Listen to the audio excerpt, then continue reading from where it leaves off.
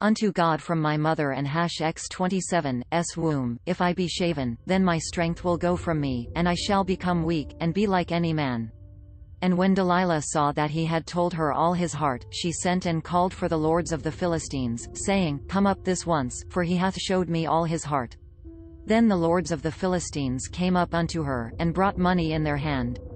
And she made him sleep upon her knees, and she called for a man, and she caused him to shave off the 7 locks of his head, and she began to afflict him, and his strength went from him. And she said, The Philistines upon thee, Samson. And he awoke out of his sleep, and said, I will go out as at other times before, and shake myself.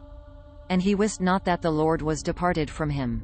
But the Philistines took him, and put out his eyes, and brought him down to Gaza, and bound him with fetters of brass, and he did grind in the prison house. Howbeit the hair of his head began to grow again after he was shaven. Then the lords of the Philistines gathered them together for to offer a great sacrifice unto Dagon their god, and to rejoice, for they said, Our God hath delivered Samson our enemy into our hand. And when the people saw him, they praised their God, for they said, Our God hath delivered into our hands our enemy, and the destroyer of our country, which slew many of us. And it came to pass, when their hearts were merry, that they said, Call for Samson, that he may make us sport. And they called for Samson out of the prison house, and he made them sport, and they set him between the pillars. And Samson said unto the lad that held him by the hand, Suffer me that I may feel the pillars whereupon the house standeth, that I may lean upon them.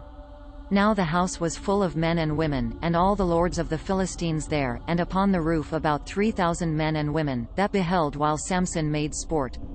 And Samson called unto the Lord, and said, O Lord God, remember me, I pray thee, and strengthen me, I pray thee, only this once, O God, that I may be at once avenged of the Philistines for my 2 eyes.